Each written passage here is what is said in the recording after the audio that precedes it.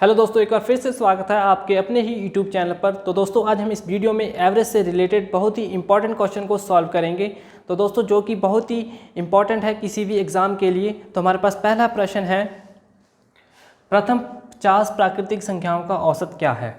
दूसरा प्रश्न है, 5 संख्याओं का औसत 32 है, इनमें से एक संख्या छोड़ दिए जाने पर शेष संख्याओं का औसत 30 है, छोड़ी गई संख्या कौन सी होगी। तीसरा प्रश्न है, x1, x2, x3, x4 का औसत 16 है, x2, x3, x4 के योग का आधा 23 है, तो x का मान कितना होगा। तो दोस्तों आज हम इन 3 प्रश्न को सॉल्व करेंगे जो कि बहुत ही इंपॉर्टेंट है। और लास्ट वाला क्वेश्चन तो दोस्तों कई बार रेलवे के एग्जाम में पूछा भी गया है। तो चलिए दोस्तों एक एक करके क्वेश्चन को सॉल्व करते हैं। तो चलिए दोस्तों पहला प्रश्न सॉल्व करते हैं। तो पहला प्रश्न है, प्रथम 50 प्राकृत संख्याओं का औसत निकालिए। तो सबसे पहले हम प्राकृत संख्या देखते हैं कि प्राकृत संख्या क्या होती है। तो प्राकृत संख्या को हम इंग्लिश में नेचुरल नंबर कहते हैं, नेचुरल नंबर। दोस्तों प्राकृत संख्या वो सभी नंबर होते हैं जो पॉजिटिव नंबर होते हैं, जैसे कि 1, 2, 3 सभी इन्फिनिटी तक। जो भी हमारे पास 1 से लेके इन्फिनिटी तक पॉजिटिव नंबर होंगे वो हमारे पास प्राकृत संख्या यानी नेचुरल नंबर होंगे। तो दोस्तों क्वेश्चन में हमारे पास दे रखा है प्रथम 50 प्राकृत संख्याएं। तो प्रथम 50 प्राकृत संख्या हुई 1, 2, 3 से लेके 50 तक हमारे पास ये सभी प्रथम 50 प्राकृत संख्या हुई। तो हमने इनका औसत निकालना है। तो चलिए दोस्तों इनका औसत निकालते हैं। तो दोस्तों हमारे पास क्वेश्चन में 1 से लेके 50 तक प्राकृत संख्याएं दे रखी है, हमने इसका औसत निकालना है। तो औसत निकालने का फॉर्मूला हमें पता है। औसत निकालने का फॉर्मूला दोस्तों, अगर आपको औसत निकालने का फॉर्मूला नहीं पता है तो हमने एक वीडियो बना रखी है, उस वीडियो को ज़रूर देखें। तो औसत निकालने का फॉर्मूला होता है प्रथम 50 प्राकृत संख्याओं का योग और इसको भाग करेंगे, टोटल कितने नंबर दे रखे हैं 50, ठीक है। 50 से हम इसको डिवाइड कर देंगे। तो दोस्तों ये हमारे पास फार्मूला है। तो दोस्तों हम इसको सबसे पहले इसको हम ऐड करेंगे, इसको जोड़ेंगे, ठीक है। लेकिन इसको जोड़ने में बहुत टाइम वेस्ट होगा, तो हमारे पास एक शॉर्टकट फार्मूला है। इसके लिए ही नहीं बल्कि हमारे पास जैसे ही इस तरह की कोई भी क्वेश्चन आएगा कि 1 से लेकर 100 तक आए या तो 1000 तक आए हैं, तो हम उसको उस फार्मूला से हम इसका सम निकाल सकते हैं। तो सम निकालने का हमारे पास फार्मूला है 1/2 n × n+1। तो हम ये हमारे पास योग निकल आएगा इसका, ठीक है। तो क्या करेंगे, 1/2 n की जगह 50, 50 यहाँ 50 + 1 51 हो गया, 25।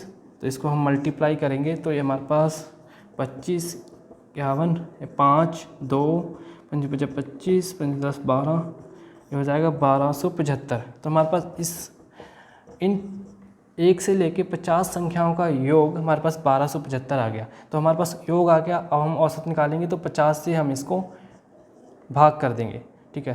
तो ये 25 के पहाड़े से कट जाएगा, 25 दूनी 50, 25 पंजे 125 हो गया, 2 बचा, 25 से कम 25, तो 51/2 ये हो गया हमारे पास 25.5।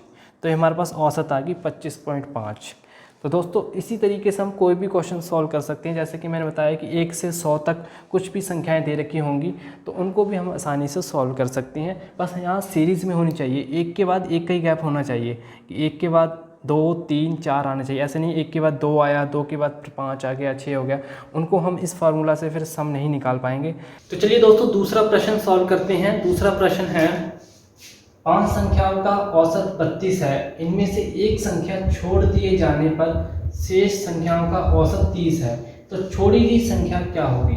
तो दोस्तों इस क्वेश्चन में हमारे पास 5 संख्या दे रखी है। तो 5 संख्या मान लेते हैं कि A, B, C, D, E, ये हमारे पास 5 संख्याएं दे रखी हैं। और 5 संख्याओं का औसत 32 दे रखा है। तो औसत क्या होता है, औसत होता है सभी संख्याओं का योग। तो A + B + C + D + E, ठीक है। सभी संख्याओं का जोड़ किया, उसके बाद कितनी संख्याएं हैं, 5 संख्याएं हैं, तो इनका औसत दे रखा है हमारे पास 32, ठीक है। तो आगे दे रखा है कि इनमें से एक संख्या छोड़ दिए जाने पर शेष संख्याओं का औसत 30 है। तो इनमें से एक संख्या छोड़ दी, मान लीजिए कि ये संख्या छोड़ दी इन्होंने, ठीक है। तो हमारे पास संख्या रहेगी B + C + D + E, 4 संख्या रहेगी। तो भाग करेंगे 4 से, तो इसका औसत कितना दे रखा है, 30 दे रखा है। तो यहाँ पर 30 आ गया। दोस्तों हमने पिछली एक वीडियो में बात की थी कि अगर हमारे पास दो चीज़ें दे रखी होंगी, जैसे कि औसत दे रखी है और यहाँ पर संख्या दे रखी है, तो हम इसको फाइंड कर सकते हैं, इसको निकाल सकते हैं कि जोड़ क्या है। तो निकाल लेते हैं जोड़ क्या है कि a plus b plus c plus d plus e. तो 32 गुना 5 हो जाएगा, ये हो जाएगा 32 पंजे 160 हो जाएगा। ठीक है, मतलब इन सभी पांचों संख्याओं का जोड़ 160 है। अब यहाँ से हम इसका भी निकाल सकते हैं, इसका जोड़ कितना होगा, यहाँ से b plus c plus d plus e 30 गुना 4। ठीक है, तो यहाँ पर 120 आ जाएगा। ठीक है, तो 5 संख्याओं का जोड़ हमारे पास 160 आया और 4 संख्याओं का जोड़ 120 आया। तो दोस्तों अब यहीं से पता लग रहा है कि एक संख्या कम हुई है, तो एक संख्या में कितना यहाँ पर फर्क पड़ा है, 40 का फर्क पड़ा है। और इसको वैसे भी करके देख सकते हैं कि b को b कैंसिल कर देंगे, c को c के साथ, d को d के साथ, e को e के साथ, और इसमें से घटाएंगे तो 40 आएगा। यहाँ से हमारे पास a बच रहा है, तो a इक्वल टू 40 आ गया। तो हमने जो छोड़ी हुई संख्या थी वो 40 आ चुकी है, हमारे पास आंसर आ चुका है। तो चलिए दोस्तों अब सॉल्व करते हैं अगले क्वेश्चन को। दोस्तों हमारे पास तीसरा प्रश्न है, x1, x2, x3, x4 का औसत 16 है, x2, x3, x4 के योग का आधा 23 है, तो x1 का मान क्या होगा।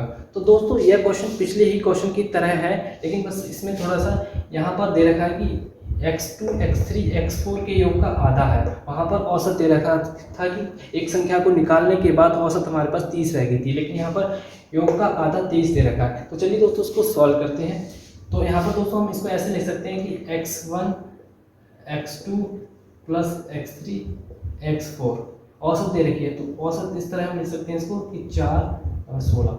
ठीक है, x1, x2, x3, x4 का औसत 16 दे रखा है, तो इसको हम इस तरह लिख सकते हैं। अब आगे हमारे पास आगे x2, x3, x4 के योग का आधा 23 है, तो इसको इस तरह लिख सकते हैं कि x2 plus x3 plus x4 के योग का आधा बराबर है 23। यहाँ पर यही दे रखा है कि x2, x3, x4 के योग का आधा इतना हो गया 23 हो गया, 23 है। ठीक है, अब यहाँ पर हम इसको निकाल सकते हैं x1, x2, x3, x4 16 गुना 4 इधर चला गया तो 64 हो गया, जैसे हमने पिछली क्वेश्चन में किया था उसी तरह हम कर रहे हैं। उसके बाद x2, x3, x4 को निकाल लेंगे, 2 इधर चला गया, 23 गुना 2 ये हो गया 46।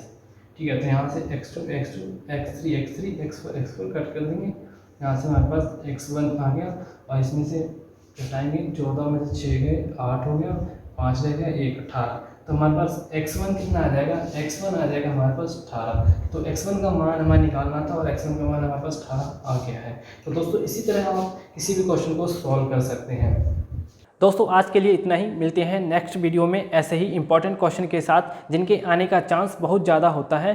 तो दोस्तों तब तक के लिए आप हमारे चैनल को सब्सक्राइब कर लें अगर सब्सक्राइब नहीं किया है, और नोटिफिकेशन की बेल को ज़रूर ऑन कर लें। तो चलिए मिलते हैं नेक्स्ट वीडियो में।